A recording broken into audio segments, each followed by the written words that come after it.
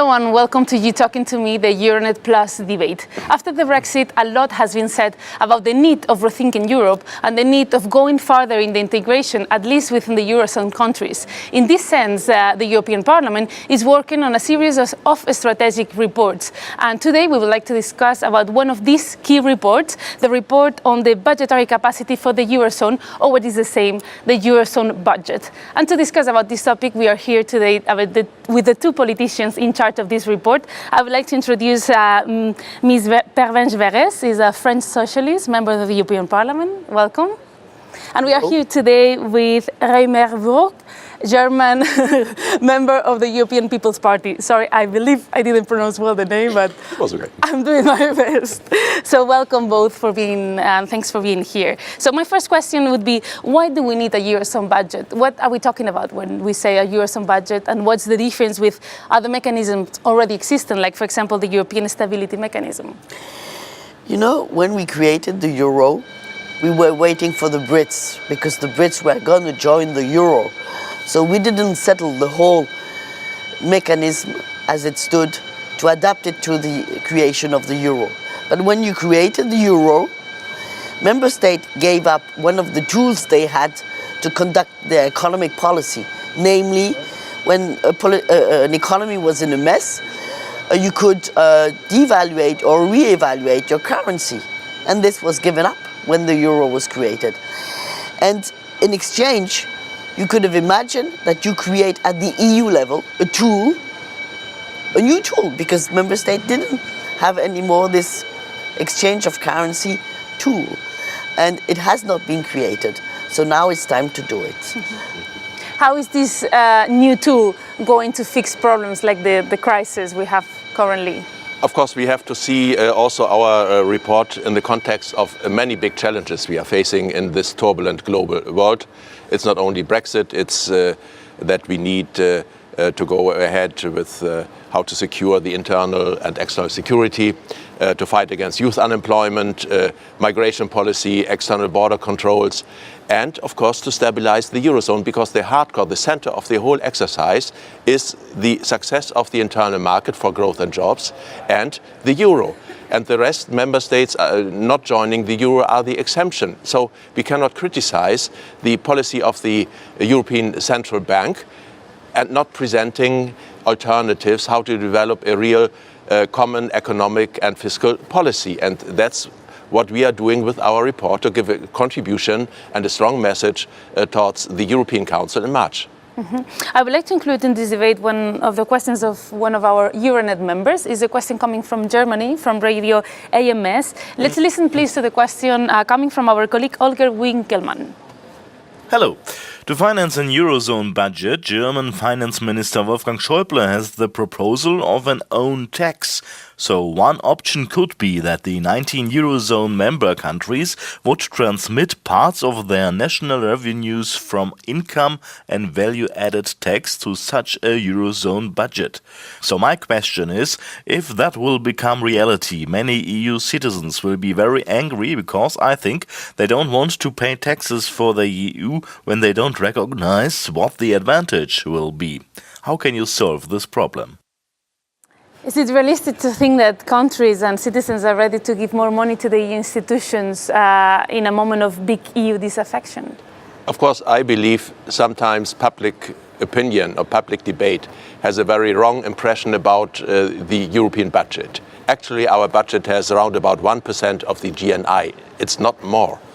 And what we are doing is, of course, to discuss a certain budgetary capacity to help countries confronted with different sort of shocks in this moment to survive and to stabilize the Eurozone, which is in the common interest of all countries. And it's linked also with conditions and with convergence codes, for example, which means how to achieve certain reforms. So it's not just spending money. It's with a certain purpose to stabilize the Eurozone and to guarantee its future. And therefore, I think also the mechanisms we are discussing later are a very good contribution, that the euro will have a future and that the euro can deliver what citizens are expecting: stability, growth, and also a low level of inflation rates. Mm-hmm. I would like to share with Reimer Böge a lot of what he's been saying, but also referring to your first question. You mentioned the European Stability Mechanism. What is this? The European Stability Mechanism is a kind of Eurozone budget. At least Jean-Claude Juncker has been describing it as an embryo of a Eurozone budget. Why? Because when the crisis was there, the member state of the Eurozone and only of the Eurozone have been created this tool. It is now in the hand of states of government. So it's an intergovernmental structure, which means it is very much under pressure between member states. And we want to use this money as an embryo for the Eurozone budget. But I think the young man we just listened to is right. It's difficult to convince people to pay more tax today. So if you're going to tell them, well, you need to pay more tax for Europe, it's not going to make it. The two reasons, and I think the two good arguments to make it, is first, following the Brexit, we need to make sure that we fix the situation inside the Eurozone, which is the core of the EU, as Reimer Böge just recalled. The second thing is we want to deliver more for citizens through this Eurozone budget. It's not just for the sake of having a Eurozone budget. It's also because we believe you cannot let alone the ECB with its quantitative easing, criticize this quantitative easing, and doing nothing about investment. And now you have the Juncker plan, which is a first step to recognize that we have an investment issue in the euro as a whole.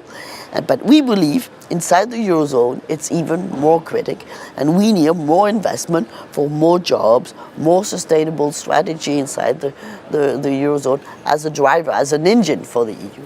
And how is this investment going to take place? Is it going to be through banks? Because what many people have criticized with the bailout programs in the southern countries is like they haven't seen any of this money arriving to the countries because banks haven't given any loans or credits. Yeah, I think this is a very critical point. This is also why when we will relaunch the Juncker plan, we have to be careful that this does benefit to all the member states. This is why in our convergence code, we have an item where we believe among the target that needs to be followed by each Eurozone member state is the level of investment, research and development. And this needs to be a new driver for the EU economic policy inside the Eurozone. Mm-hmm.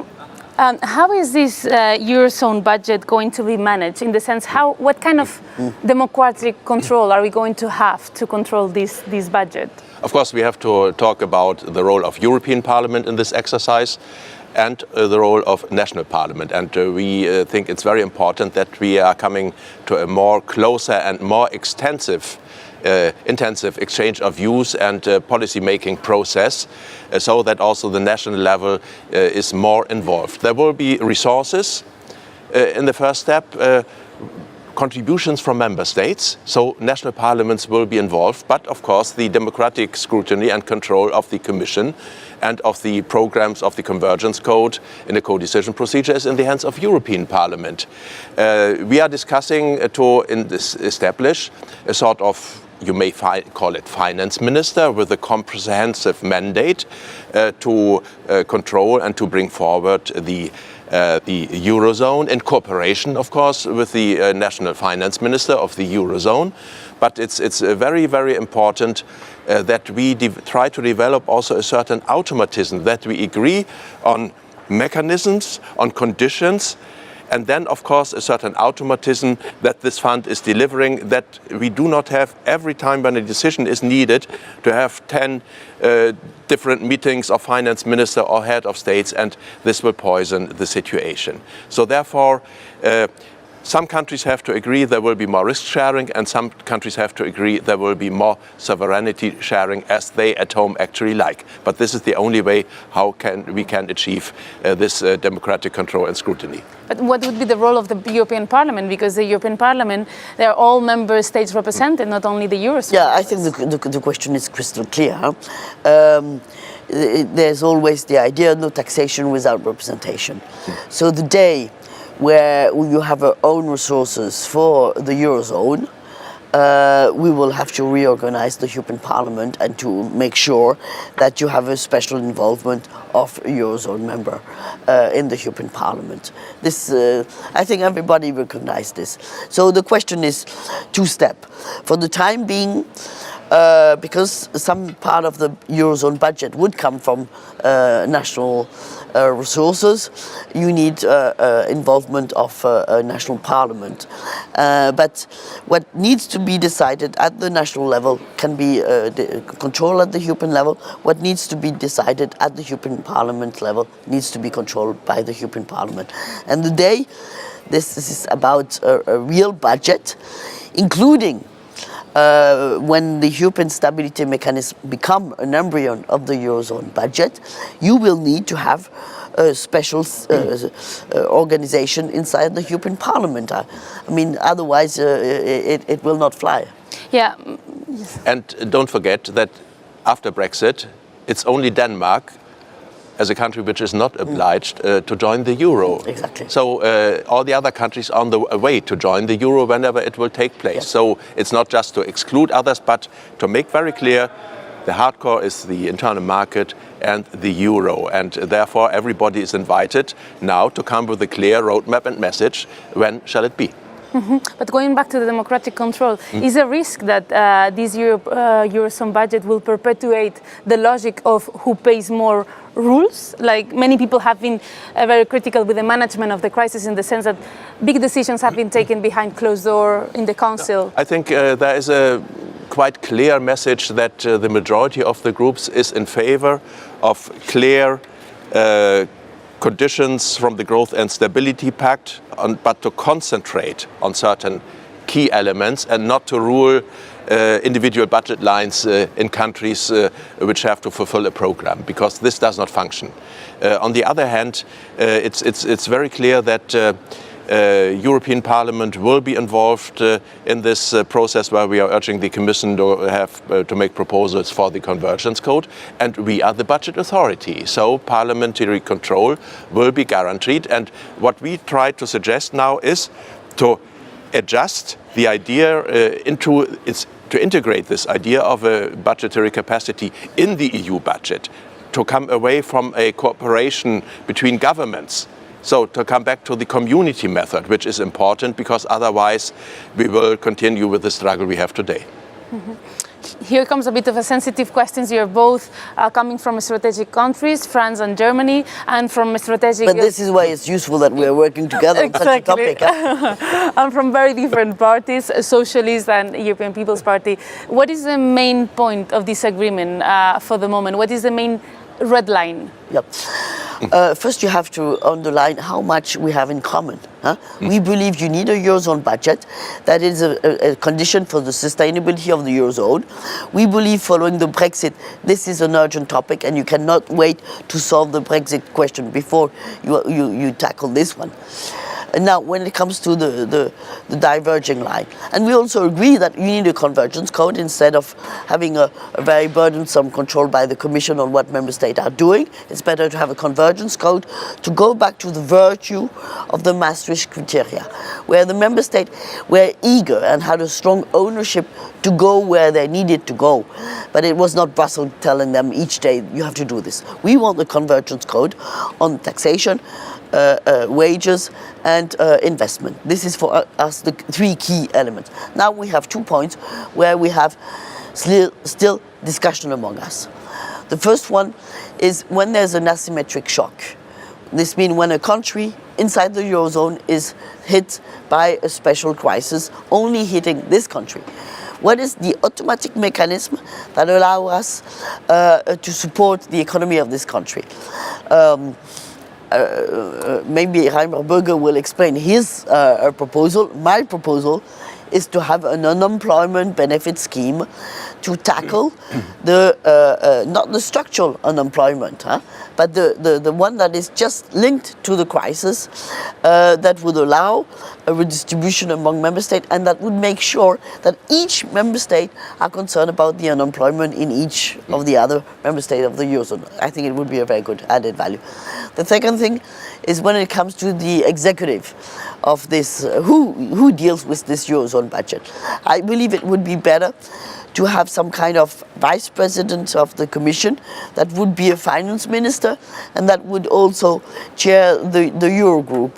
But this is my position, and of course I will maybe allow Reimer Böge to expose his proposal. So unemployment benefit, the way these will be executed? No, of course, it's a challenging report for both of us, and we share many views what Europe has to do in these difficult times. Because in many countries, people say, oh my God, we have all this crisis, we cannot move too fast, citizens will not follow. So, of course, we have to take a prudent, but at the same time an energetic approach, because the question is also, how much time do we really have to solve certain crises? Because after a crisis is before the next crisis. And we don't know what will happen on the markets in this turbulent world and what will be the next challenges. So we have to prepare better. So this is common sense amongst us. As far as the unemployment scheme, okay, then we are a bit coming into an ideologic, philosophical debate. I prefer this idea of a rainy day fund. We let both elements stand in the report for the time being. Rainy day fund means contributions from all countries, maybe also with the risk-related contribution on top. And in the case of a shock situation, the involved member state will get the support to survive and to come back to growth and jobs and to a positive development. And at the same time, over the next cycle there will be repayments. So there we are still negotiating as far as the question how to manage it. I'm, as a principle, in favor to develop again the community method. Vice President of the Commission with a strong comprehensive mandate, which we still have to define maybe a bit more clearer, and in cooperation with the finance minister of the member states, whether it's the double head structure as we have it with the High Representative for Foreign Affairs Policy. This is not my personal key element, but there will still be a discussion in the political groups. It's possible within the existing treaty. Main aspect for me is we need an administrative capacity or structure which is capable to handle and to the case in case of dangers and risks. This is what citizens are expecting. And do you agree with Ms. Pervenche's idea of reorganizing the European Parliament? I think this is a must. Because I never could accept that a country not joining the euro would intervene in decisions which have a huge influence on the development of the Eurozone. So therefore, it's very clear we will be open for those who want to join the euro, but of course you cannot agree that countries being outside of the Eurozone have a vote on the subjects, on this special budget or subjects dealing with the Eurozone. Okay, so we still have some months to work on this report. Hopefully we will have a result, it will be voted before Christmas. We hope so, we hope so. This is what we are working We are determined and we are sure. So I wish you good luck with the work and that you can come over this difference. Thanks so much for your time and for accepting Euranet Plus invitation. And like always, thanks for watching. We see you next week.